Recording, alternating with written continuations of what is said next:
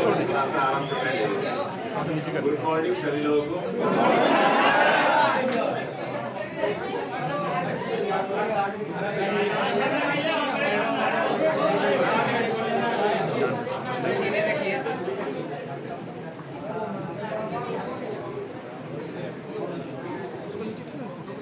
लोगों का बहुत बहुत धन्यवाद कि आप लोग अपना समय निकाल के आए। आपका भी सर। और हम ऐसे टाइम पास करते रहते हैं तो चलिए, सभी लोगों का स्वागत है। और आज की चर्चा कुछ खास नहीं रहेगी, हम लोग बस नॉर्मल बातें करेंगे। आप लोग कुछ क्वेश्चंस होंगे, उसके उत्तर मैं देने का कोशिश करूंगा। और मुझे पता है कि ये जो भीड़ लगी है, ये सभी लोग अपने जीवन में आगे बढ़ने और जॉब के लिए प्रयासरत हैं। जॉब जीवन में दो चीज़ें देती है, एक खुद का सेटिस्फेक्शन कि मैं कुछ कर सकता हूँ, ये इसको प्रूव करता है। और दूसरा सोसाइटी को ये प्रूव करता है कि सोसाइटी जो एक्सपेक्ट कर रही थी कि इससे नहीं होगा, उसको गलत साबित करता है। तो आप लोग जो कर रहे हैं इसमें कितना बेहतर कर सकते हैं, इसी के संबंध में आज थोड़ा सा चर्चा होगी कि कैसे इसको बेहतर किया जा सकता है।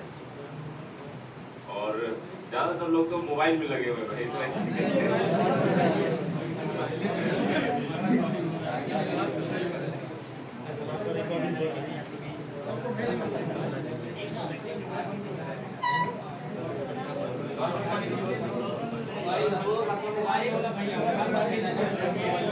चलिए अब थोड़ा सा स्टार्ट करते हैं चर्चा।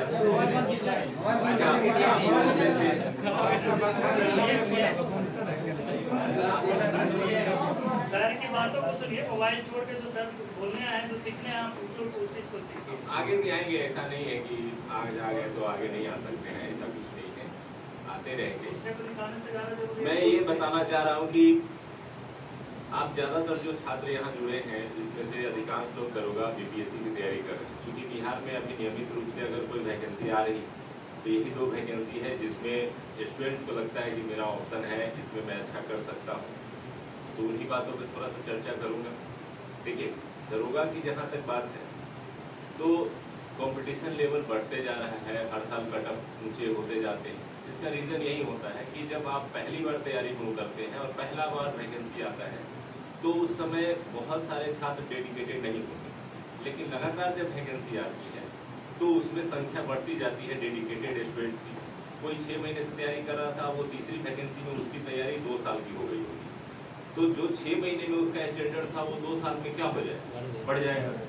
इसी कारण से जैसे जैसे एग्जाम की फ्रिक्वेंसी बढ़ेगी वैसे वैसे स्टूडेंट्स का लेवल भी बढ़ते जाता है और कंपटीशन का दायरा भी बढ़ते जाता है। तो ये जरूरी हो जाता है कि आपको उस कंपटीशन लेवल को मैच करना पड़ेगा। अगर आप ये सोच रहे हैं कि कोई स्टूडेंट्स आता है और आपको बताता है अरे हम तो बस 2 घंटे पढ़ते थे, निकाल लिए, मेरा हो गया, ये संभव है, जरूर हो सकता है। उनके साथ हुआ जिनका थोड़ा बैकग्राउंड अच्छा था, शुरू से थोड़ा पढ़ाई किए थे, बाद में वो थोड़ा सा मेहनत किए, फिजिकल वगैरह उनका ठीक था, उनका सिलेक्शन हो गया। लेकिन जरूरी नहीं है कि सब 2 घंटा पढ़ के ही निकालें। जैसे जैसे स्टैंडर्ड बढ़ेगा आपको उसको मैच करना पड़ेगा। कई बार ये होगा कि आपको लगेगा कि हाँ चलो मेरा इस लेवल का तैयारी हो गया है, अब इससे ऊपर लेवल में जाना पड़ेगा। तो इसके लिए क्या प्रयास करना चाहिए, क्या पढ़ना चाहिए, कैसे पढ़ना चाहिए, इन सब चीज़ों पर बहुत ज़्यादा ज़रूरत होती है ध्यान देना। पढ़ाई के लिए 2 चीज़ें बहुत इम्पोर्टेंट है कि आप सिलेबस के अनुसार पढ़ाई करें, जो क्वेश्चन आ रहे हैं उस पर ज़्यादा मेहनत करें।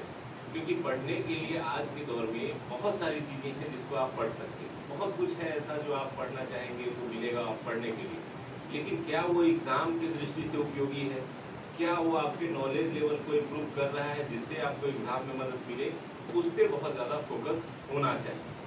और साथ ही साथ अब जो पढ़ाई का जो तरीका है उसमें एक चीज़ और आप लोगों को ध्यान देना है, ये ध्यान देना है कि स्टैंडर्ड बढ़ने के साथ केवल अगर आप ऑब्जेक्टिव्स में ही रह जा रहे हैं तो थोड़ा सा स्टैंडर्ड बढ़ाना है। कुछ मानक पुस्तकों को, एनसीईआरटी बुक्स को भी आपको प्रिफर करना पड़ेगा। जो थॉट्स लेवल है उसको थोड़ा सा इम्प्रूव करना पड़ेगा, तभी आप कंपटीशन में जो भीड़ है उससे आगे आप निकल पाएंगे। तो इसके लिए भी प्रयास करने की जरूरत है। जो प्रयास आप क्लासेस में करते हैं, अपने ग्रुप स्टडी में करते हैं, उससे अलग घर पे आप एनसीईआरटी और कुछ मानक पुस्तकें अगर आपके पास है, स्टैंडर्ड बुक्स है, तो उसको भी पढ़िए। खास करके जब मान लीजिए जैसे मैं पढ़ रहा हूँ, अगर कोई क्वेश्चन में मैं फंस गया कि आपसे क्वेश्चन आ गया कि सुप्रीम कोर्ट के जज की नियुक्ति कैसे होती है, सुप्रीम कोर्ट के जज को हटाने की प्रक्रिया क्या है, या चुनाव आयोग से संबंधित प्रश्न आ गए, आप ऑब्जेक्टिव में बनाएं, आपसे नहीं बना, हो सकता है गलत हो गया, वहाँ पे बता दिया गया नहीं नहीं बी नहीं, इसका आंसर सी हो। अगर आप इतने से संतुष्ट हो जा रहे हैं तो इसका मतलब आपकी तैयारी बहुत अच्छी नहीं होने वाली। आपको क्या करना है कि जहाँ आप फंसे थे घर जाइए और किताबों में जाकर के उस चैप्टर को अच्छे से पढ़िए कि आखिर ये गलत हुआ तो क्यों हुआ, कहाँ मैं फंस गया, क्या मैं नहीं जान रहा था इसके बारे में। अब जैसे ही जाकर के उस क्वेश्चन के डिटेल्स को आप पढ़ लेंगे तो मान के चलिए कि जब तक आप एग्जाम पीरियड में रहेंगे, जितने साल तैयारी करेंगे, वो क्वेश्चन या उस चैप्टर से आने वाला क्वेश्चन फिर गलत नहीं हो। यानी सिर्फ आंसर ये पता चल गया कि ये मेरे से गलती हुई है, इसका बी नहीं सी होना चाहिए, उतने से संतुष्ट नहीं होना है, उसके चैप्टर्स को जाकर के थोड़ा सा पढ़ लेना। जैसे ही वो पढ़ेंगे तो फिर आपको समझ में आ जाएगा कि मैं कहाँ गलत था और आगे से ऐसी गलती नहीं करनी। ये हर दिन हर रोज जो आप टेस्ट देंगे या महीने में देते हैं या आप रोज पढ़ाई करते हैं, प्रैक्टिस करते हैं, उसको ये आदत में ढाल लीजिए। ये जितना जल्दी आदत में डाल लेंगे, ये मान के चलिए कि 6 महीने अगर इस तरह से करेंगे तो आपके जो बैचमेट्स हैं उनसे आप काफ़ी आगे निकलने लगेंगे। तो यही प्रक्रिया है, कंपटीशन एक्चुअली में एक से दूसरे के आगे निकलने की ही प्रक्रिया है। आज का जो कंपटीशन है वो सिलेक्शन के लिए नहीं बल्कि रिजेक्शन के लिए होता है कि 100 सीट के लिए 5 लाख स्टूडेंट्स हैं, तो 5 लाख में से 100 को चुनना टफ है। तो इसलिए क्या किया जाता है कि पीटी रखा जाता है कि 5 लाख में से हम छांट देंगे 4 लाख को। तो यानी छांटना आसान है, 4 लाख ने एक गलती की वो बाहर, फिर 4 में से हम एक बचा, उस 1 लाख में से 100 चुनना है, फिर उसमें से हम इतने छांट देंगे, फिजिकल में इतने छांट देंगे। तो सिलेक्शन से ज़्यादा आज के डेट में रिजेक्शन है, यानी आपसे एक गलती हुई नहीं कि आप कॉम्पिटिशन से बाहर। तो उस गलतियों को कितना मिनिमाइज आप कर सकते हैं, कितना कम से कम कर सकते हैं, इसी की तैयारी होगी। ये चाहे आप बीपीएससी की तैयारी कर रहे हो, चाहे आप दरोगा की तैयारी कर रहे हो, चाहे जनरल कंपटीशन में अदर कोई एग्जाम की तैयारी आप कर रहे हो, इन सभी एग्जाम में इस चीज़ों का ध्यान देना पड़ता है। बीपीएससी में बात करेंगे तो पीटी के बाद जब थोड़ा सा मेंस आता है, वहाँ आपकी क्वालिटी चेक होती है और उसके लिए थोड़ा सा अलग प्रयास करने की जरूरत होती है। मेंस राइटिंग कैसे करें, कैसे उसके आंसर्स को लिखें, आंसर्स को कैसे इम्प्रूव करें, उस पर थोड़ा समय रहेगा तो हम लोग डिटेल से बात कर सकेंगे। आज के क्लास में हम चाहेंगे कि आप लोग के जो अनुभव हैं, इतने दिनों से आप लोग पढ़ाई कर रहे हैं, उसमें से अगर कुछ क्वेश्चन निकल के आ रहे हैं जो पूछना चाहते हैं हमसे, वो आप पूछ सकते हैं। जो पढ़ाई से रिलेटेड हो, लगता हो कैरियर से रिलेटेड हो, कोई डाउट हो या कुछ पूछने की इच्छा हो। बुक सर बता दीजिए। बुक बता दीजिए, स्टैंडर्ड बुक सर कितना पढ़ना चाहिए। देखिए, बुक्स की कोई सीमाएं नहीं है, कम से कम हर सब्जेक्ट का एक स्टैंडर्ड बुक पढ़ा हुआ होना चाहिए मिनिमम। ठीक है, बहुत ज़्यादा मैं ये नहीं सजेस्ट करूंगा कि हाँ सारी किताबें जो मिलती हैं वो सब पढ़िए, लेकिन कम से कम अगर आप जीके के फील्ड में आते हैं, कंपटीशन के फील्ड में आते हैं, तो सबसे पहले आप कोशिश कीजिए कि एनसीईआरटी बुक्स आपके पास हो, कि अगर कोई टॉपिक आपका फंसता है तो वो आप एनसीईआरटी से देख सकें, पहला। ठीक है, एनसीईआरटी जैसे साइंस का इन्होंने क्वेश्चन किया कि साइंस में परेशानी होती है, साइंस में परेशानी होती है तो बेसिक लेवल से 6 to 10 क्लास का एनसीईआरटी किताब रखिए। एक किताब में फिजिक्स, केमिस्ट्री, आपको बायो तीनों मिल जाते हैं, 4 किताबें होंगी और उस 4 किताबों को आप चैप्टर वाइज सिलसिलेवार पढ़िए। और ये देखिएगा कि छठे क्लास में बहुत सिंपल शब्दों में समझाया गया है, वो 10 तक आते आते उसका स्टैंडर्ड बढ़ जाएगा। और जब आप उसको पढ़ेंगे तो ये महसूस होगा कि मैंने जो प्रैक्टिस दिए हैं या एग्ज़ाम दिए हैं उसके 50% क्वेश्चन तो डायरेक्टली यहाँ से मैच कर रहे हैं, तो वो आपको फील होगा कि अरे यहीं से तो क्वेश्चन उठाता है। तो एनसीईआरटी पहले पढ़िए, एनसीईआरटी से पढ़िएगा तो आपका कॉन्सेप्ट बिल्ड होगा, और कॉन्सेप्ट जब बिल्ड हो जाएगा तो आप उस बेस पे जितने ऑब्जेक्टिव याद कर सकते हैं उतने आप उस पर रख पाएंगे।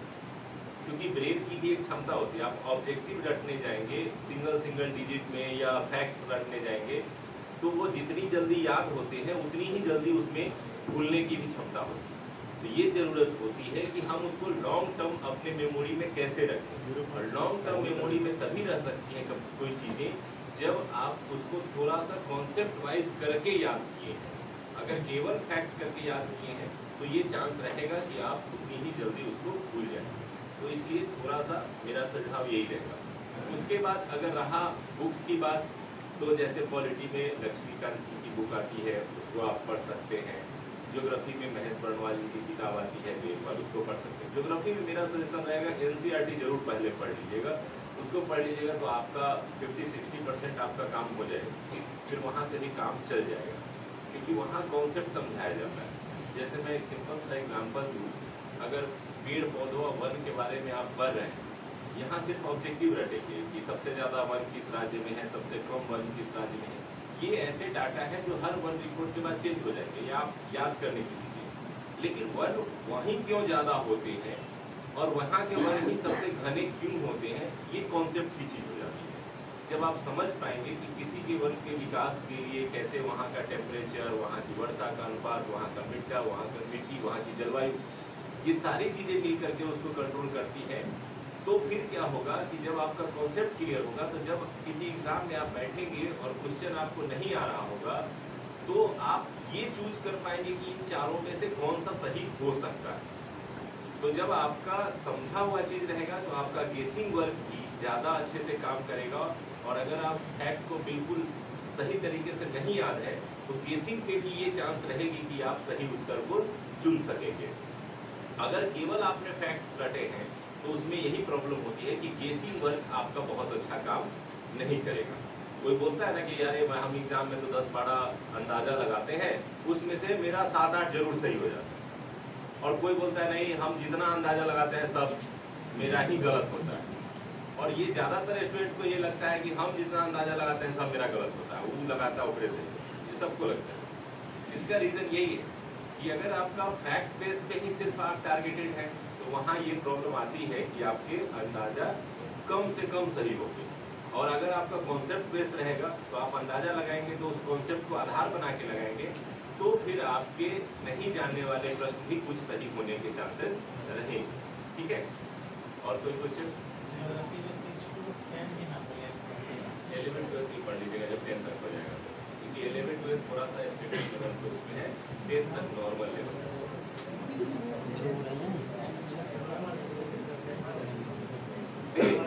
बीपीएससी में अगर जैसे बीपीएससी का 2 तरीका है पढ़ने का। एक, बहुत सारे स्टूडेंट, क्योंकि बिहार में क्या है कंपटीशन ज़्यादा है और हर स्टूडेंट चाहता है कि पहले मैं अपनी लाइफ सिक्योर कर लूँ, कुछ जॉब निकाल लूँ, फिर मैं आगे तैयारी करते रहूँ। और हर लोगों की पारिवारिक स्थिति इतनी भी बेहतर नहीं होती है कि परिवार उनको 5 साल मौका दे कि हाँ आराम से पढ़ते रहो, करते रहो, नहीं होगा तब भी कोई बात नहीं। ऐसा बहुत कम परिवार है हमारे यहाँ बिहार। तो इसलिए ज़्यादातर स्टूडेंट क्या करते हैं कि वो जो वनडे एग्जाम है, जो ऑब्जेक्टिव बेस पे होते हैं, उसके साथ तैयारी शुरू करते हैं। और बीपीएससी का पीटी भी उसी से रिलेटेड है, तो वो कोशिश करते हैं कि चलो पहले पीटी दे लेते हैं, अगर पीटी निकलेगा तब हम मेंस की तैयारी शुरू करेंगे।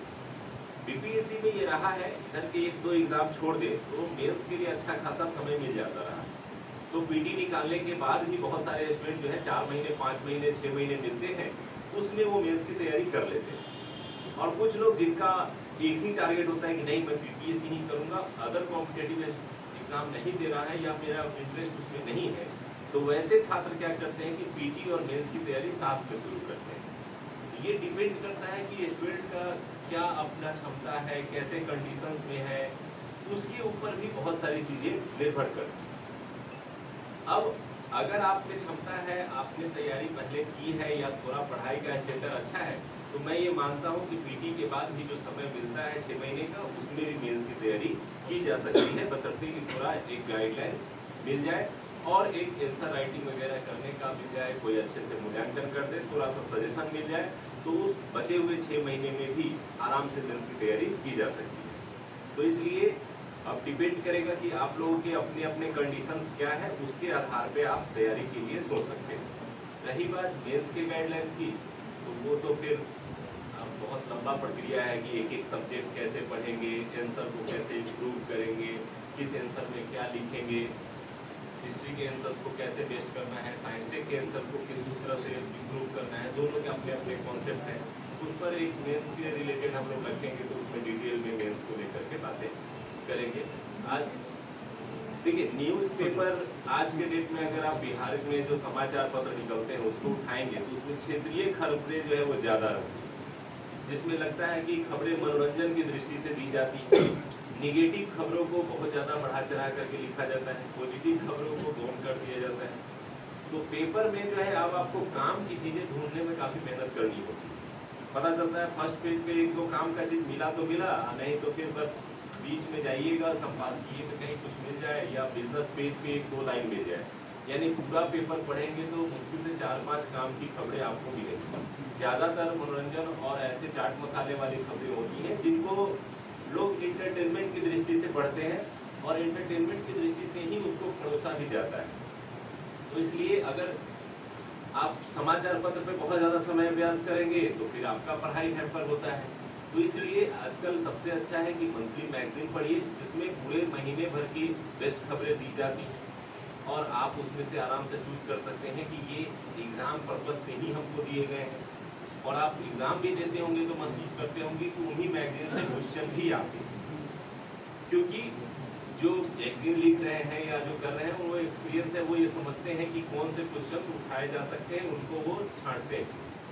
अगर पेपर में अगर आपको छांटना आता है कि हाँ ये मेरे 5 काम की खबरें हैं तो फिर आप पढ़िए। लेकिन अगर आप दिन भर में आपका 2-3 घंटा भी अगर पेपर पढ़ने में जा रहा है तो आपका समय ले रहा है, क्योंकि उस 2-3 घंटे में आप काफ़ी कुछ पढ़ सकते हैं प्रतिदिन।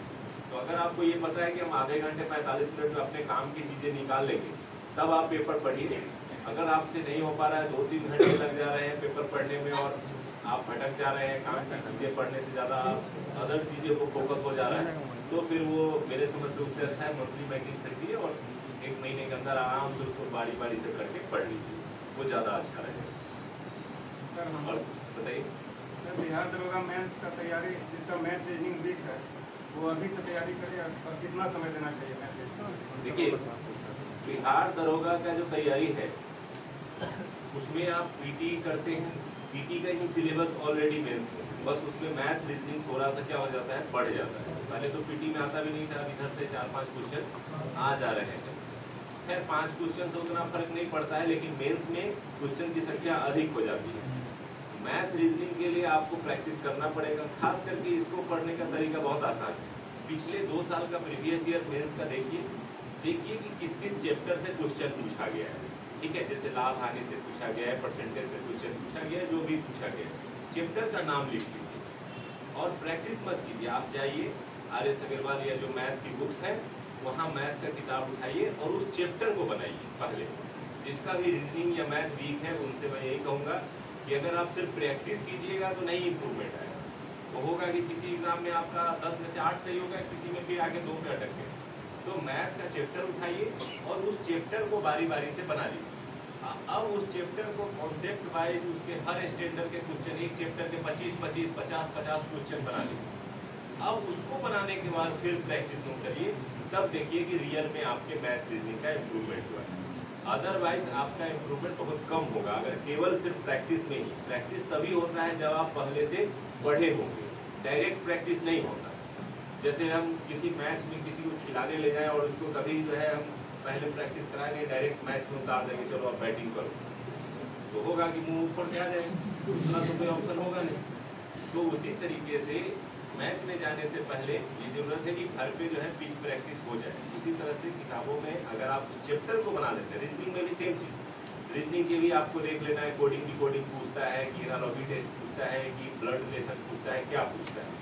एक एक चैप्टर करके बना लिए। हर चैप्टर के अपने कुछ थीम होते हैं, अपने कुछ कॉन्सेप्ट होते हैं, वो थोड़ा थोड़ा अगर एक एक करके पढ़िएगा तो याद भी होगा। अब जैसे कई जगह मैंने देखा है कि स्टूडेंट्स क्या करते हैं कि इतनी जल्दबाजी में रहते हैं कि एक ही दिन में उनका एक टारगेट होता है कि हम 10 चैप्टर एक ही दिन में गायब कर दें। तो जितनी जल्दी गायब होता है किताबों से कि टिक मार दिए हम, उतनी ही जल्दी दिमागों से भी गायब हो जाता है। फिर एग्जाम में जाके वहीं फंसता है जहाँ वो पहले फंसा।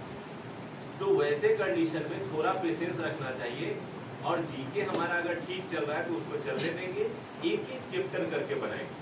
अगर वो भी नहीं हो पा रहा है कि चलो 50 मैथ का क्वेश्चन है, एक दिन में नहीं हो रहा है, तो 2 दिन का टारगेट, 3 दिन का टारगेट बनाएंगे कि हम ये परसेंटेज चैप्टर 3 दिन में हम इसको कंप्लीट करेंगे। ठीक है, उसके हेल्प लेने के लिए आज के डेट में सोशल मीडिया और यूट्यूब पे बहुत सारे ऐसे टीचर हैं जो अच्छा पढ़ाते हैं, उनसे आप हेल्प ले सकते हैं। ये कभी नहीं सोचना चाहिए कि हाँ हेल्प ना लें, हेल्प लीजिए, बिल्कुल। वो प्लेटफॉर्म आपको कोई दिया है या बना है, बहुत लोग पढ़ा रहे हैं, मेहनत कर रहे हैं, तो उनसे अगर आपको कुछ हेल्प मिल रही है या जिनका पढ़ाने का तरीका आपको अच्छा लग रहा है, वहाँ से जरूर हेल्प लीजिए। कोई इसमें शर्माने की बात नहीं है कि हाँ मैं हेल्प ले रहा हूँ। हेल्प लेंगे, कल वो करके आप अच्छा कर जाएंगे तो फिर आपसे बहुत सारे लोग हेल्प लेने आएंगे, तो आप उनकी मदद कीजिए। यही है एक लाइफ का एक चलने का क्रम। ठीक है, आगे कोई सर पढ़ा हुआ कोई याद नहीं ऐसे का सर आप मेडिटेशन करो। देखिए, दो चीजें हैं। एक यहाँ से क्वेश्चन आया कि क्या मैं अगर सिर्फ दरोगा ही बनना चाहती हूँ तो मुझे भी डीप में पढ़ना जरूरी है। देखिए, अभी क्या होता है कि आप अगर प्रैक्टिस सेट मार रहे हैं, प्रैक्टिस सेट में 100 स्टूडेंट बैठे हैं और आप उस 100 के 15 में नहीं आ पा रहे हैं, तो इसका मतलब है कि आपको अभी तैयारी की जरूरत है, यानी आप कहीं वीक पढ़ रहे हैं। अब ये भी देखना चाहिए, जैसे प्रैक्टिस में क्या होता है, 100 नंबर के क्वेश्चन सेट हुए। अब 100 नंबर के क्वेश्चन में साइंस का क्वेश्चन भी है, आपका अलग अलग सेक्टर, हिस्ट्री, ज्योग्राफी, सबका क्वेश्चन बना है। अब अगर आप साइंस का बनाने गए और उसमें 15 क्वेश्चन साइंस के पूछे गए और आपके 4 सही हुए, इसका मतलब क्या है कि मेरा साइंस अभी वीक है। ये सेल्फ एनालिसिस है, आपको एनालिसिस कर लेना है कि भाई ये साइंस में मेरा नंबर नहीं उठ रहा है, यानी यहाँ मेहनत की जरूरत है। अगर आप साइंस में 15 में से आपका 10 से 11 सही हो रहा है तो ठीक है, हिस्ट्री में 15 में से 4-5 ही सही हो रहा है, 10 नहीं बनना चाहिए, यानी मेरा हिस्ट्री वीक है। तो टेस्ट देने का मेन मकसद यही होता है कि आप चेक कीजिए कि अभी आपको किस सब्जेक्ट पे और मेहनत करने की जरूरत है। तो उस हिसाब से अगर लगता है कि नहीं मेरा साइंस में मार्क्स नहीं आ रहा है, तो इसका मतलब है कि मेरा ये सेक्शन अभी वीक है, मुझे इसमें और पढ़ाई करने की जरूरत है। और पढ़ाई कहाँ से करेंगे, तो फिर आपको बेसिक की जरूरत है, यानी एनसीईआरटी पढ़नी पड़ेगी। यानी आप सिर्फ क्वेश्चन को देख करके आप उसका आंसर नहीं निकाल पा रहे, क्योंकि कॉन्सेप्ट का थोड़ा सा आपको और भी जरूरत है। तो इसलिए अपने एनालिसिस के आधार पर भी जरूरत हो जाती है कि मुझे डिटेल में पढ़ने की जरूरत है या नहीं। और मेरे समझ से सबको पढ़ना ही चाहिए। कॉम्पिटिशन का लेवल ये है कि अगर एक क्वेश्चन भी गलत होता है एग्जाम में तो आप बाहर हो सकते हैं। तो इसलिए आपको आगे आने के लिए, आपको उस लाखों की भीड़ से निकल के पोडियम तक पहुंचने के लिए बहुत ज़रूरत है कि आप हर चीज़ों पे थोड़ा सा एक्स्ट्रा एफर्ट करें। जितना सब मेहनत करेगा उतना ही आप भी करेंगे। तो क्या जरूरी है कि आप ही का हो, है क्या पॉसिबिलिटी कि आप ही का हो? ऐसा तो है नहीं कि हाँ दुनिया में सबसे लकी आदमी हम ही हैं। देख लीजिए सर, 4 किसी को लगता है ऐसा कि हम सबसे लकी आदमी हैं, मेरा तो होबे करेगा? है कोई? नहीं है। क्यों नहीं है? क्योंकि आप अगर सबके बराबरे चल रहे हैं तो फिर आप आगे कैसे जाएंगे? थोड़ा एक्स्ट्रा एफर्ट तो आपसे ढूंढेगा ही, आपका जो एग्जाम है या आपका जो सेंटर है उसको आगे बढ़ाने के लिए थोड़ा एक्स्ट्रा एफर्ट तो आपसे मांगेंगे। तो इसीलिए एक्स्ट्रा एफर्ट। दूसरा क्या होता है कि कुछ लोग होते हैं जिनका शुरू से पढ़ाई का स्टैंडर्ड अच्छा होता है। देखिए, 2 तरह के छात्र यहाँ आते हैं पूरे सिस्टम में, पढ़ाई के या कंपटीशन के दौरान। वो 2 तरह के छात्र कौन होते हैं? एक जो शुरू से थोड़ा ठीक रहते हैं, बेसिक स्टैंडर्ड उनका ठीक रहता है, क्लास में फर्स्ट, दूसरा, सेकेंड, थर्ड, फोर्थ आते रहते हैं। और एक होता है जो नीचे से थर्ड, फोर्थ आते रहते हैं।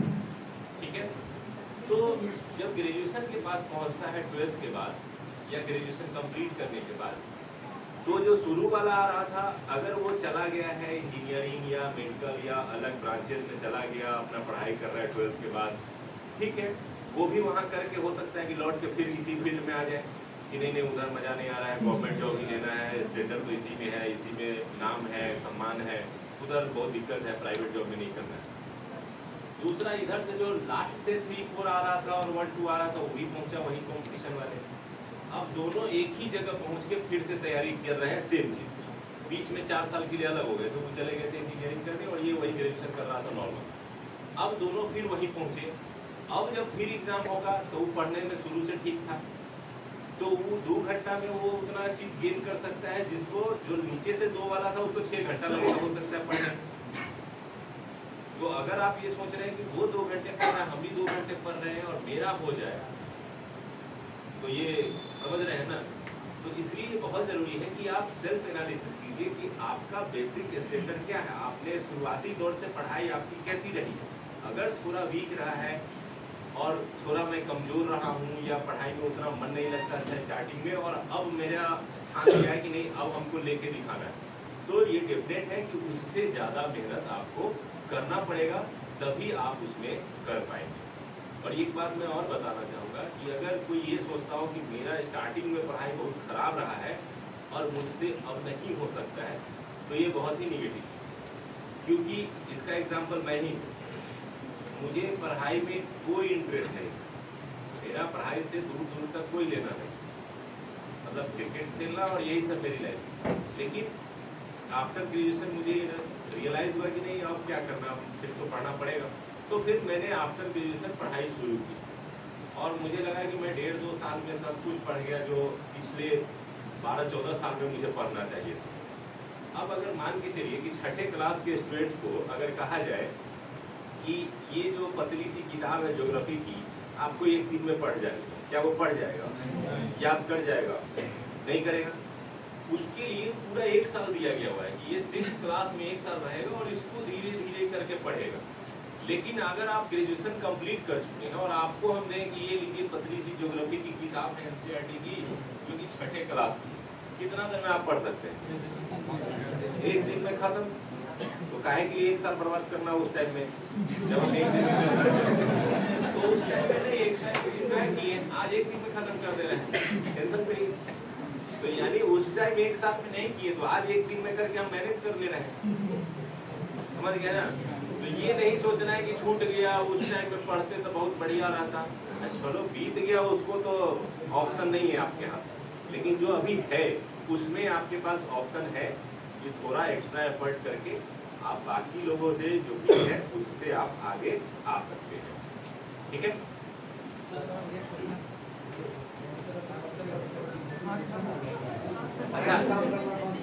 अच्छा वो 1-2 क्वेश्चन था। एक था उनका कि याद नहीं रहता, एक है कि जब कुछ देर पढ़ते हैं तो उसके बाद लगता है कि ना होगा छोड़ो।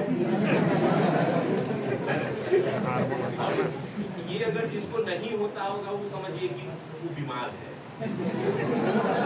बीमार है। जिसको हो रहा है वो ठीक, यानी ये एक ह्यूमन नेचर है, ये होना ही है। ये अगर नहीं होगा तो इसका मतलब आप बीमार हो रहे हैं।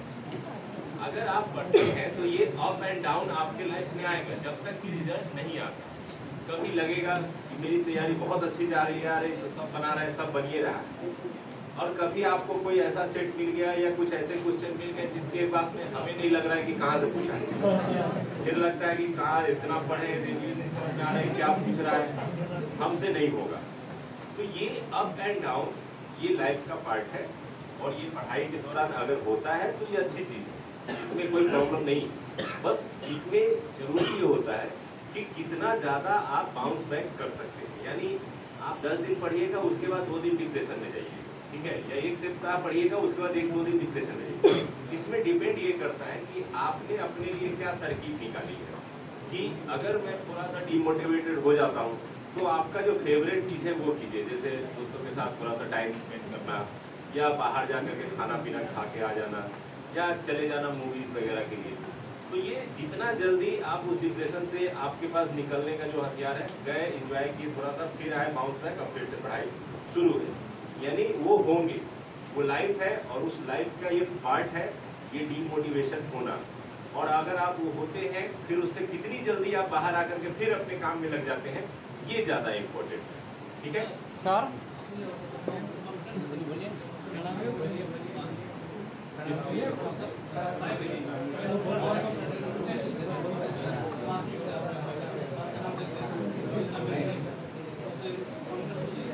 देखिए ये तो मैं बताया कि थोड़ा सा देखिए सच्चाई से भी सामना करना पड़ेगा।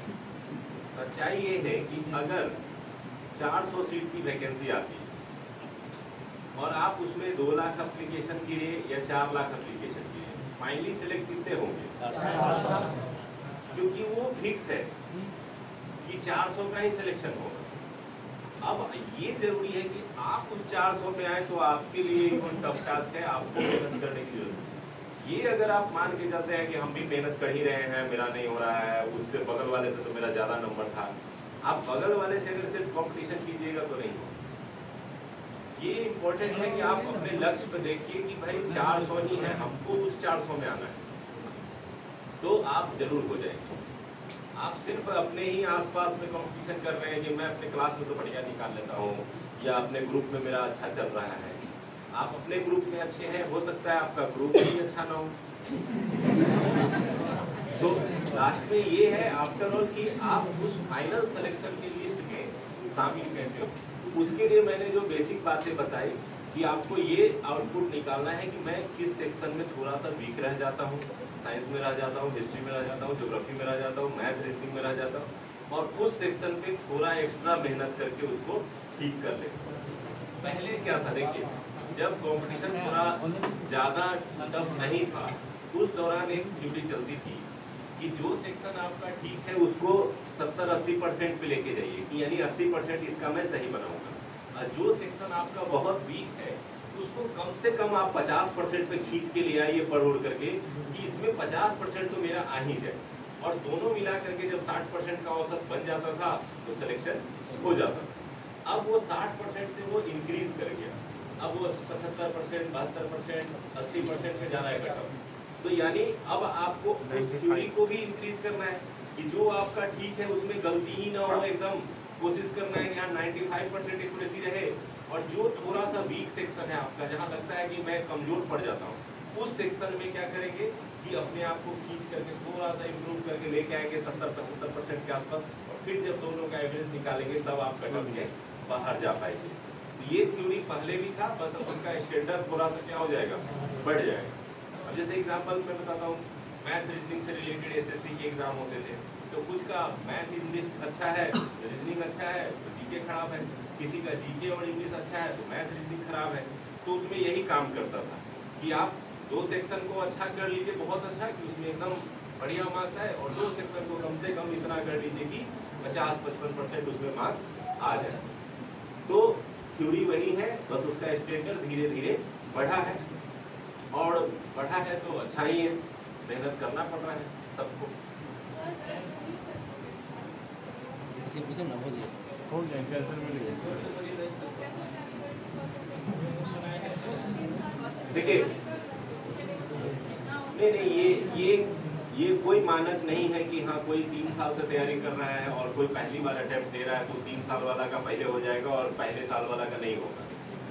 इसमें बहुत सारे लोग होंगे जो ये अपने मित्र लोगों में बता पाएंगे कि अरे वो आया बस निकाल के चल दिया। तो ये जरूरी ये होता है कि जो जितना जल्दी समझ जाए कि हाँ सिलेबस क्या है, कैसे पूछता है, कैसे हमको कितना प्रिपरेशन मेरा पहले से है और कितना और करना है, अगर इस चीज को जितना जल्दी जो समझ जाएगा वो उतना अच्छा हो जाएगा। हमेशा तैयारी सिलेबस और प्रीवियस ईयर क्वेश्चन बैंक को बेस बना के करना पड़ता है, क्योंकि वही एक हिंट है जो कि विभाग द्वारा दिया जाता है, आपके जो परीक्षा के आयोग है उनके द्वारा दिया जाता है कि भाई सिलेबस ये है और ये पिछला साल का क्वेश्चन है, देख लो, इसी हिसाब से अपना तैयारी करके आओ, और उससे थोड़ा सा स्टैंडर्ड अगली बार बढ़ना ही है, तो यानी आप अपना थोड़ा सा स्टैंडर्ड इससे बढ़ा करके लेके आओ, मैं तुमको रख लूँगा, यही टारगेट रहता है। अब उसको ध्यान दे करके आप पढ़िए, कहाँ कहाँ मैंने जो स्टार्टिंग से बात बताई सब वही चीज़ें थी कि हाँ आप कहाँ वीक है उसको पकड़ना है और फिर प्रिपरेशन करना है। अगर ये करते हैं तो अभी समय है, अभी वैकेंसी भी नहीं आई है, 6 महीने मिनिमम आपको समय मिलने वाला है। इस 6 महीने में आप दूसरे स्टैंडर्ड पे अपने आप को खींच के लेके आइए जिस स्टैंडर्ड का वो खोज रहे हैं, ठीक है। या मार्केट में जो स्टैंडर्ड एक नॉर्मल स्टूडेंट्स का बना हुआ है उसके लेवल में या उससे ऊपर जब तक नहीं आएंगे तब तक सिलेक्शन लेना क्या है, कठिन है।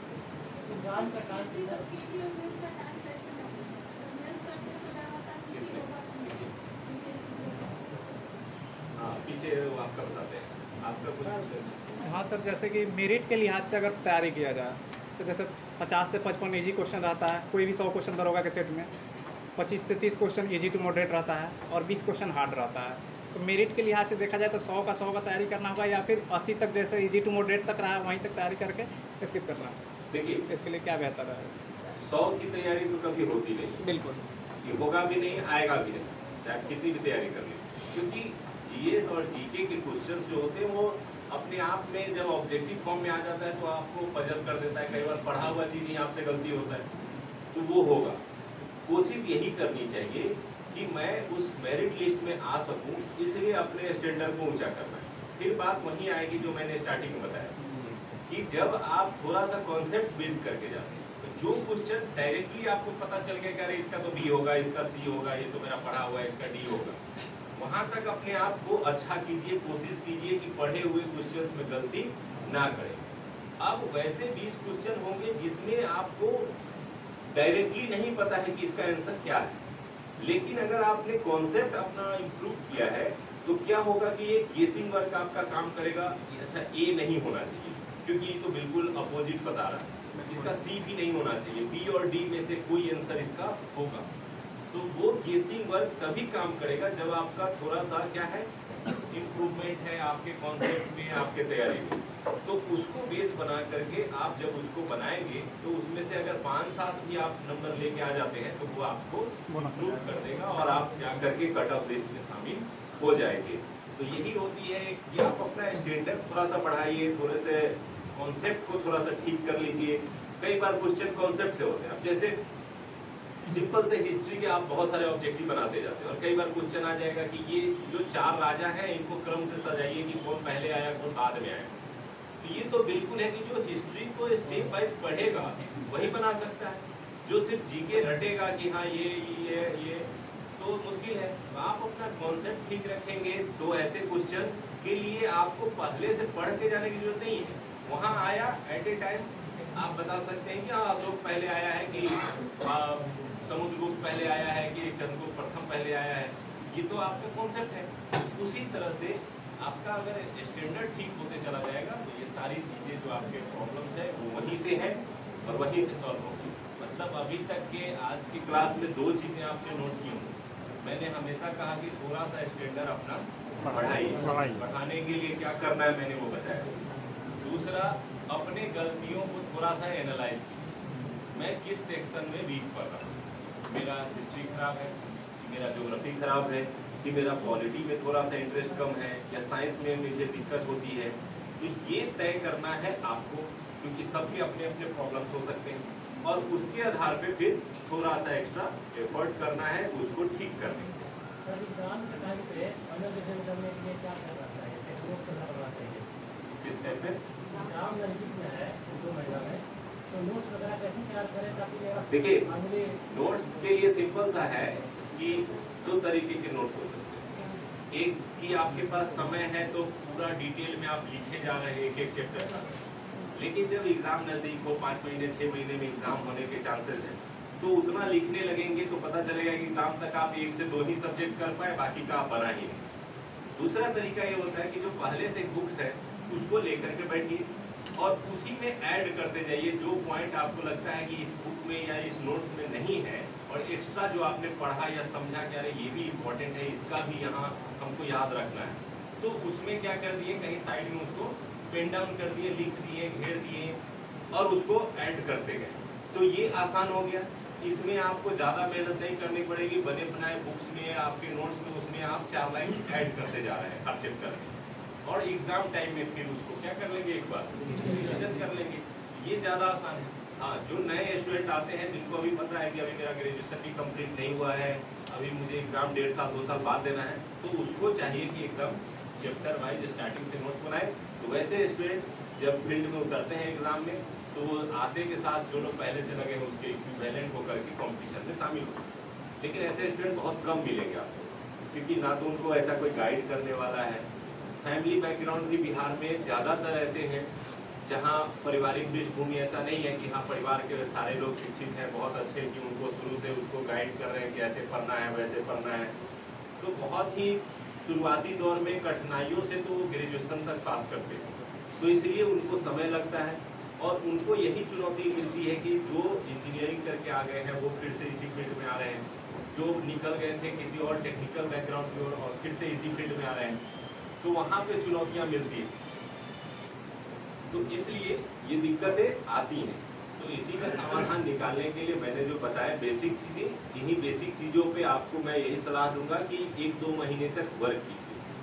दूसरा ये भी ध्यान रखिए कि कोई एक जो आप लेके चलते हैं कि हाँ मैं इस तरीके से अपना इम्प्रूवमेंट करूंगा, तो उस पर कम से कम 5-6 महीने रहिए। ये नहीं कि आज मैंने बताया, आप आज से स्टार्ट किए, 4 दिन बाद कोई और एक मोटिवेटर आ गया, वो अलग तरीके से मोटिवेट कर दिया, तो फिर उस गंगा में बह गए। फिर एक कोई आया कि हम ये वीडियो देखे हैं, उसमें वो बता रहे थे कि ऐसे करना चाहिए, या एक ने बताया कि सुबह सुबह उठ करके जो है 4 बार उठक बैठक करने से ज़्यादा याद आता है, सुबह 4 बार उठक बैठक। चीज़ों को समझिए, आपने पढ़ाई की है तो आपको खुद पता है कि कैसे इम्प्रूव हो सकता है। सर मेंस का जो भाषा शैली होता है, भाषा शैली बीपीएससी मेंस का, तो उसको कैसे इम्प्रूव किया जाएगा? देखिए भाषा शैली एनसीईआरटी करने में जो प्रॉब्लम आती इसके है, आंसर आप ही के पास है, मैं बता रहा हूँ एग्जाम्पल के तौर पे। अगर मैं यहाँ पे अच्छे ढंग से बोल पा रहा हूँ तो इसका रीज़न क्या है? पढ़े हुए जो है पहला, उन सब चीज़ों की जानकारी मुझे। दूसरा, मैंने इसको बार बार किया है, तो हुआ कि मैं कहीं भी खड़े होकर के अपनी बातों को अच्छे से रख सकता हूँ। ठीक है, उसी तरह से मेंस में आपके पास थोड़ा सा ज्ञान स्टोर होना चाहिए, और उसको जितना बार आप कॉपी पे उतारेंगे उतना इम्प्रूवमेंट धीरे धीरे आपका होते जाएगा, और एक समय आएगा जब आपके आंसर्स दूसरे के इक्विवेलेंट या उससे बेहतर दिखने लगेंगे। कोई ऐसा चमत्कार नहीं है कि हाँ हम कभी नहीं लिखें और एक के बार लिखेंगे तो सबसे बढ़िया लिखेंगे। जब तक मेरा सबसे बढ़िया नहीं होगा हम लिखवे नहीं, तो होगा नहीं, ऐसा ना दिन आएगा ना ऐसा होगा। तो इसका सिंपल सा है, एक एक पेज करके लिखना। जैसे मैं बताता हूँ कि मैंने अपने पढ़ाई के दौर में जब मैंने शुरू किया तो मैंने क्या किया था कि बस मैं किसी भी चैप्टर को पढ़ता था तो उसको लिखता था, मतलब उसके फैक्ट्स को नहीं, उसकी स्टोरी को एक पैराग्राफ बाय पैराग्राफ या बुलेट पॉइंट्स में लिखने की कोशिश करता था उस चैप्टर को पढ़ करके। जो थोड़े डिटेल वाले बुक होते थे, जो जिसमें मतलब पॉइंट में नहीं दिया हुआ होता था, आपके इम्पोर्टेंट फैक्ट्स सिर्फ नहीं होते थे बल्कि चैप्टर्स होते थे, उन चैप्टर को पूरा पढ़ा और उस चैप्टर को थोड़ा सा शॉर्ट करके समराइज करके उसको लिखने का अभ्यास किया। ऐसे कर करके मैंने कई किताबें खत्म कर दी, और उससे ये नहीं हुआ कि मुझे सारी चीज़ें याद हो गई, बहुत सारी चीज़ें याद हुई, कुछ कुछ छूट भी गई। उससे ये हुआ कि मेरे लिखने का इम्प्रूवमेंट हुआ, लेखन का स्पीड बढ़ा, पूरा स्टैंडर्ड बढ़ा। शुरू में मैं लिखता था वो ज़्यादा बेहतर नहीं था, बाद में शुरू में क्या करना चाहिए, देख के लिखना चाहिए। शुरू में ही अपने आप को इतना चैलेंज मत दीजिए कि आप डाउन ही हो जाएगी कि हाँ आज लिख के दिखाओ तो महात्मा गांधी पर 10 पन्ना, पता चला कि उसी दिन से सन्यासी ले, उस दिन देख के लिखिए। अभी आपके पास 2 रेफरेंस है। अगर आप बीपीएससी तैयारी करना चाहते हैं तो बीपीएससी का प्रीवियस ईयर क्वेश्चन लीजिए, उस चैप्टर को पढ़िए और उस क्वेश्चन को पढ़िए और कोशिश कीजिए कि उस चैप्टर से देख करके उस आंसर को निकाल लेना है। ठीक है, ये नहीं कि हाँ मार्केट से जो आंसर लिखा हुआ है उसी आंसर को देख के छाप देना। उस चैप्टर में से उस आंसर को निकालने का कोशिश कीजिए। 1 बार 2 बार 4 बार करते करते आपको उसका आंसर निकलने लगेगा। यही तरीका है, रेफरेंस यहाँ से ही मिलेगा, दूसरा कोई रेफरेंस नहीं। ऐसे सीधे करना है तो कोई चैप्टर पढ़े उसको समराइज करके लिखने का अभ्यास करेंगे, ये दोनों तरीके हैं। लेकिन मेरे समझ से अगर आप बीपीएससी को टारगेट करते हैं तो previous year question bank mains का होना चाहिए घर पे, उसके क्वेश्चंस को देख करके उसके आंसर्स को लिखना। उसके सारे क्वेश्चंस के मेरे पास पीडीएफ है, मैं भेज दूंगा, आप सबके ग्रुप में शेयर कर दिया जाएगा। जो लोग आगे फ्यूचर में या अभी बीपीएससी की तैयारी कर रहे हैं वो एक बार केवल उसमें क्वेश्चंस को दिए हुए हैं, और वो भी चैप्टर वाइज उसको अरेंज करके दिया गया है कि अगर मान लीजिए एग्रीकल्चर चैप्टर है तो एग्रीकल्चर चैप्टर से अब तक कितने क्वेश्चन पूछे गए हैं और क्या क्या क्वेश्चन पूछे गए, तो हर चैप्टर का रहेगा। अब जैसे मान लीजिए उसमें पॉलिटी सेक्शन है, पॉलिटी सेक्शन में चुनाव आयोग से बहुत सारे क्वेश्चन पूछे, चुनाव आयोग से 6 क्वेश्चन। अब क्या करेंगे, 6 क्वेश्चन को पहले एक नज़र देखेंगे। एक में पूछा चुनाव आयोग की शक्तियाँ क्या है, अगले में पूछा कि चुनाव आयोग का मुख्य कार्य क्या है, अगले में पूछ दिया चुनाव को कैसे प्रभावित कर देता है जाति और धर्म, अगले में पूछ दिया कि चुनाव को बेहतर बनाने के लिए सरकार द्वारा या चुनाव आयोग और सुप्रीम कोर्ट द्वारा क्या क्या अभी प्रयास किए गए। 5-6 तरह के क्वेश्चन हुए। अब आप इस क्वेश्चन को पढ़ लिए, अब चुनाव आयोग के चैप्टर को पढ़ें। अब जब उस चैप्टर को पढ़ेंगे तो आपके दिमाग में क्लिक होते रहेगा कि हाँ ये जो पैराग्राफ पढ़ रहे हैं ये उसके शक्ति वाला भी जाएगा, यहाँ पे उसके ये पॉइंट दिए गए हैं सुधार से संबंधित, तो ये सुधार वाला जो क्वेश्चन था उसमें ये पॉइंट जाएगा। इस तरह से आप क्वेश्चन पढ़िए, फिर चैप्टर पढ़िए और फिर एक एक क्वेश्चन के हिसाब से उसके आंसर्स को लिखने का अभ्यास कीजिए। ये अभ्यास 6 महीने अगर आप लगातार करते हैं तो 6ठे महीने में आपका इम्प्रूवमेंट काफ़ी बेहतर हो जाए। और फिर जब टेस्ट सीरीज वगैरह होता है एग्जाम पर्पस को ध्यान में रख करके, तो उसको ज्वाइन कीजिए। उसमें जो थोड़ी बहुत कमियां रह जाती हैं वो आपके कॉपी चेक करने वाले लोग आपको सजेस्ट करेंगे, प्लस उसमें जो दूसरे लोग आंसर लिखते हैं जिनको अच्छा मार्क्स मिलता है उनके आंसर को पढ़ करके आप अपना इम्प्रूवमेंट कर सकते हैं। ये तरीका है। सर एसे को कैसे तैयार किया जाए? एसे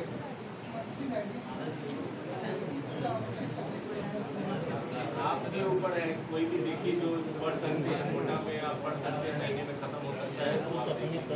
अगर आपको लगता है कि कोई सप्लीमेंट देना पड़ेगा तो आप डिसाइड कीजिए। प्रचार सब ठीक ही है, सब लोग अपने हिसाब से अच्छे लिखते हैं।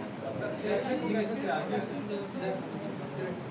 बिहार दरोगा की तैयारी करते हैं तो प्रीवियस ईयर दिनों क्या हो रहा है कि प्रश्नों का स्तर बढ़ता जा रहा है। तो प्रीवियस ईयर के प्रश्नों को देखकर आगे की तैयारी किस प्रकार से एनालिसिस करके तैयारी करें?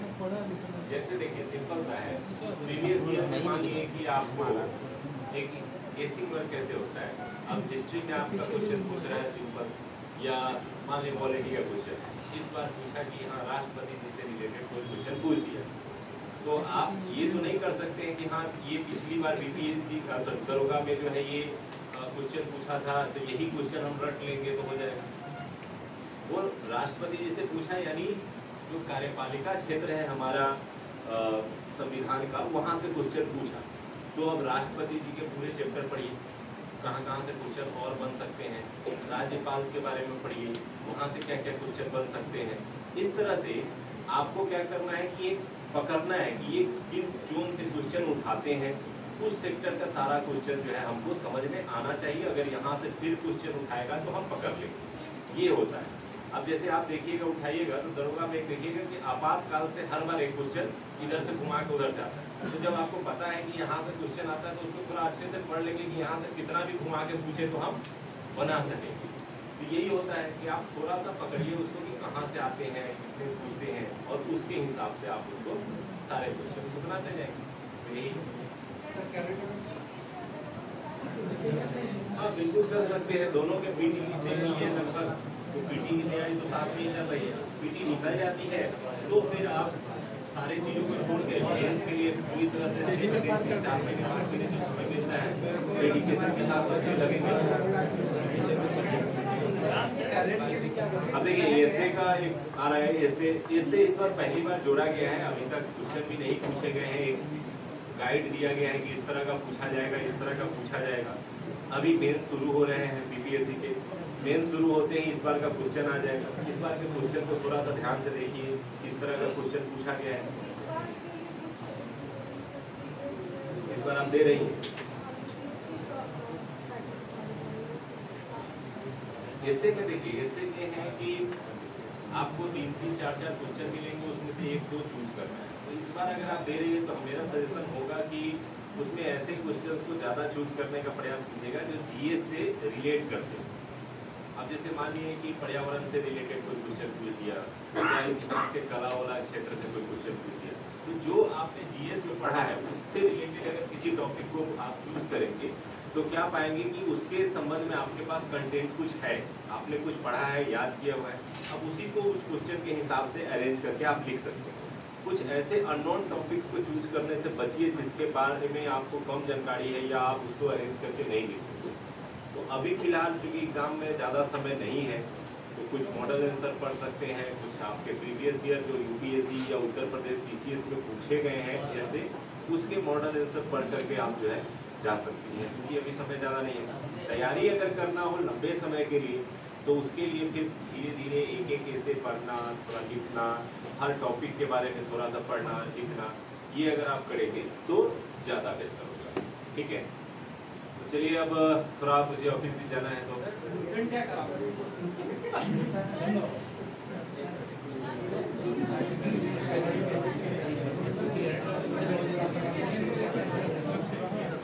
किस चीज़ का दरोगा का या देखिए प्री मेंस अगर मैनेज कोई करना चाहता है, लेकिन लास्ट क्वेश्चन बता रहे हैं, कुछ लोगों का क्वेश्चन है कि बीपीएससी हम अगर करना चाहते हैं और पीटी मेंस साथ में पढ़ना चाहते हैं तो कैसे मैनेज करें।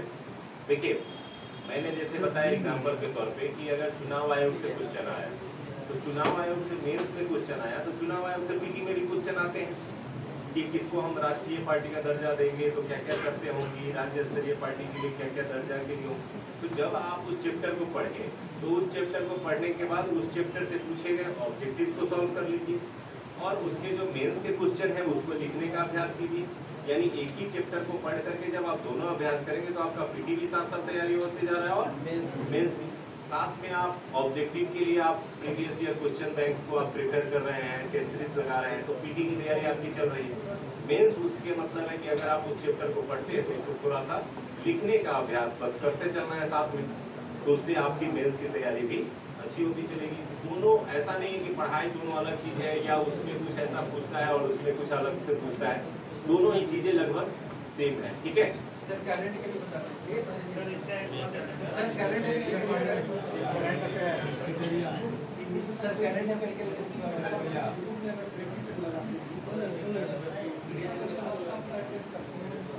टाइम बचता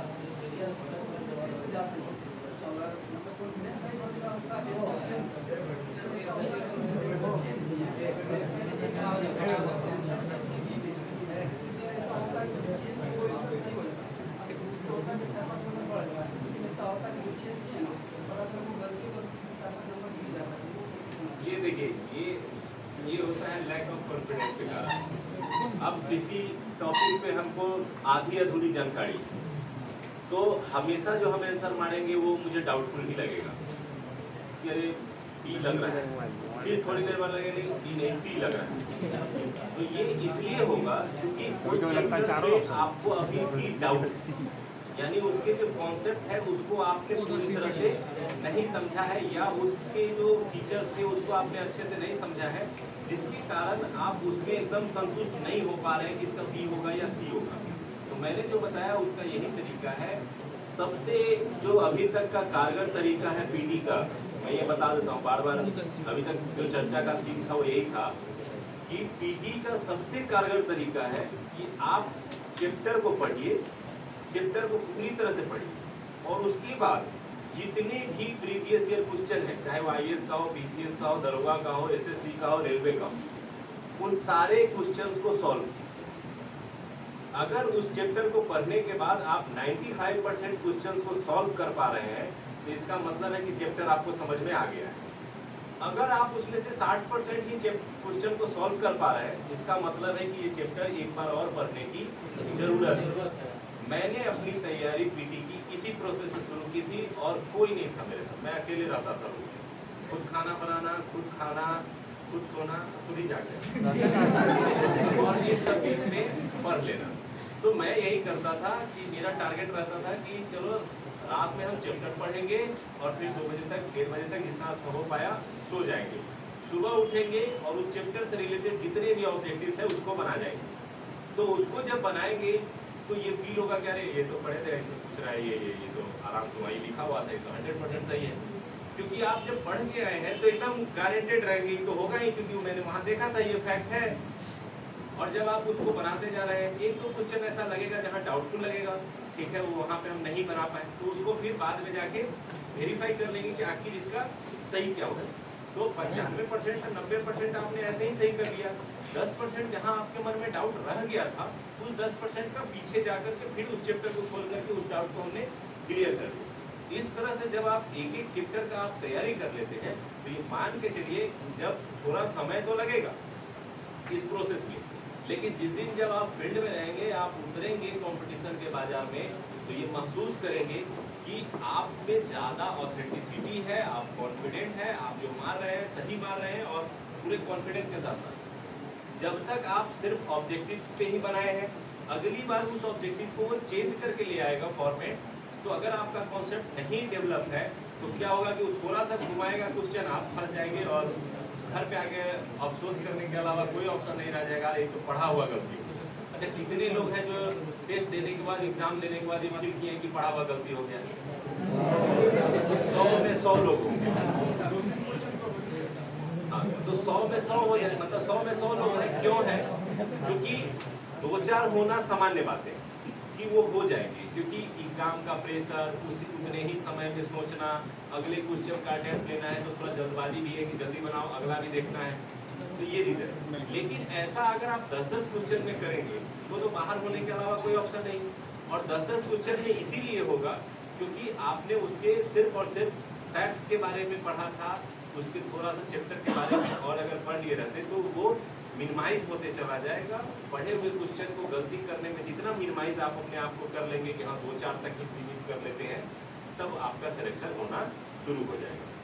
ऐसे भी छात्र हैं जो जाते हैं कॉम्पिटिटिव एग्जाम में, तो वो क्या करते हैं कि वो 10 गलती करके आते हैं पढ़ा हुआ, लेकिन वो इतना पढ़ चुके हैं कि बाकी 90 सही करके आए हैं, जो कि ऑलरेडी कट ऑफ 80 है, वो 10 को ज्यादा ही है। समझ में आया जी? आप गलती कीजिए 4-5, लेकिन उस गलती से पहले आपका इतना पड़ा हुआ है कि आप कट ऑफ से आगे निकल चुके हैं, आप गलती नहीं कर रहे हैं, तो फर्क आपके रिजल्ट पे नहीं पड़े। ये मेरा कहना है कि आप गलती तो 2-4 होंगे ही, वो सबसे होते हैं, मुझसे भी हुई है और सबसे होंगे, लेकिन इसको मिनिमाइज करिए, कम से कम करेंगे तो आपका रिजल्ट हो जाएगा। करंट के लिए अगर आप डेली कुछ देखते हैं तो ठीक है, मंथली मैगजीन पढ़ते हैं तब भी ठीक है, ईयरली बुक खरीद करके और ईयर वाइज पढ़ जाते हैं तो वो भी अच्छा है। हाँ, एक चीज़ याद रखिएगा, करंट उसी को याद होता है जिसका थोड़ा सा कॉन्सेप्ट हो, नहीं तो करंट भूलने की क्षमता उसमें बहुत ज़्यादा होती है। अब जैसे आप एग्जाम्पल के तौर पे आप पढ़ने जा रहे हैं कि ग्रैंड स्लैम कौन जीता, अब आपको पता ही नहीं है कि ग्रैंड स्लैम क्या होता है, तो खाली वो याद करने से कि हाँ ये जो है ये इंटरफेस जीतते हैं तो सानिया मिर्जा जीतती है, इससे नहीं होगा। आपको उसके बारे में पता होना चाहिए कि किस खेल से जुड़ा है, ग्रैंड स्लैम क्यों बोलते हैं, कहाँ कहाँ किन किन देशों में होता है, किस क्रम में होता है, क्यों होता है, कैसे होता है, अलग अलग उसके ग्रास पिच है, रेड कोर्ट है, मतलब थोड़ी सी भी जानकारी है, एक बार जानकारी लेना है और उसके बाद हर साल सिर्फ रटना है कि इस बार का फ्रेंच ओपन कौन जीता, इस बार का ऑस्ट्रेलियन ओपन कौन जीता। पहली बार में थोड़ा सा नॉलेज रहेगा, अगली बार से उस नॉलेज के ही बेस पे आपको सिर्फ और सिर्फ याद करना है।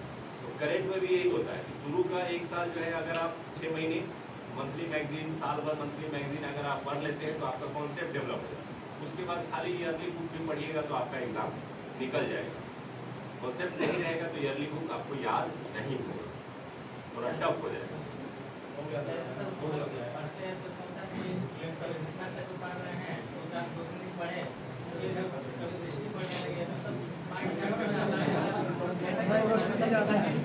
ये होगा ही, ये इसीलिए होता है क्योंकि मनुष्य का दिमाग होता ही है चंचल, उसको लगता है कि इसमें से क्वेश्चन आ जाएगा तो इसमें से आ जाएगा, ये भी इम्पोर्टेंट है। और कई बार ये भी लगेगा कि सब पढ़ लेते हैं, लास्ट टाइम में और नया नया चीज़ पढ़ने का मन करता है। जब एग्जाम जितना नजदीक आएगा तो लगेगा कि अरे इसमें से नहीं आया, उसमें से आएगा, वो वाला पढ़ लेते हैं, उसमें से आएगा। जितना ज़्यादा भटकिएगा उतना प्रॉब्लम होता है। एक बुक को खत्म कीजिए फिर अगले पे जाइए। अब जितनी किताबें आपके घर में खरीदी हुई हैं, पहले उनको तो पढ़ लीजिए।